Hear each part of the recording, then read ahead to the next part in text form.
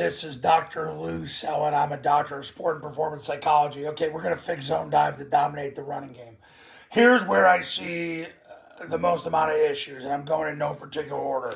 On the triple team, the biggest issue I see is the tackle not protecting the B gap. He gains too much ground in the first step. In reality, his first step should be more like that to get to that. And perhaps I should draw it more to scale, but he should be more of a shuffle to the guard and then working vertical.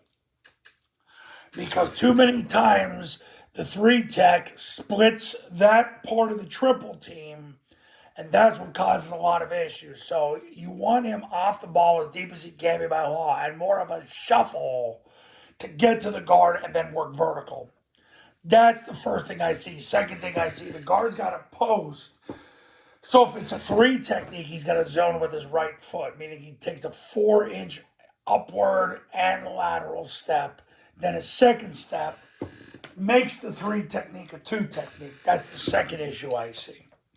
A 2I would be the opposite of that. A two, it's just two steps up the field. Third issue I see, you need a quick center. You need a center that can snap the ball, bend his knees, and run, because the center's got to snap the ball. He's up on the ball. He's got to open. He's got to run and block the guard's spine. So if there's an A-gap defender trying to jet through, the center just runs past him. That is huge. Learned that from Air Force. Same thing's got to happen with the backside guard, backside tackle. The only difference is they're at much of an advantage because they're off the ball.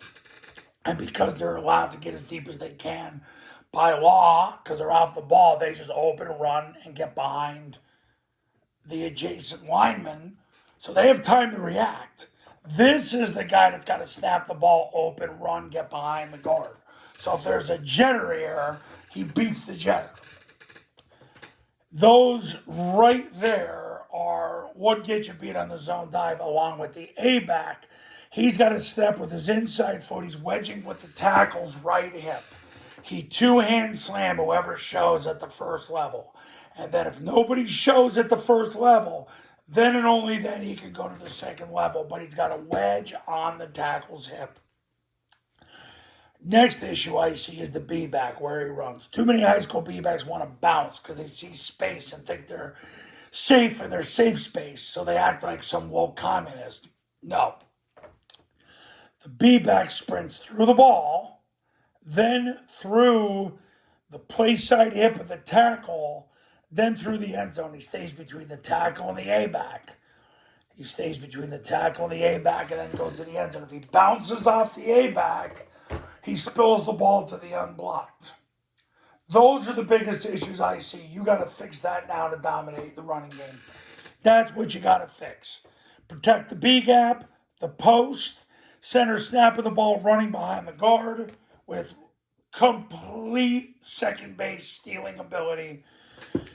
Same thing here, but they're off the ball, so they have much more of an advantage, and the B-back running in between the tackle and the play side A-back.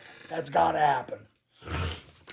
Now, Triple Option Football Academy 2026 camps. They're in person. They're at your school with you, me, your players, and your coaches.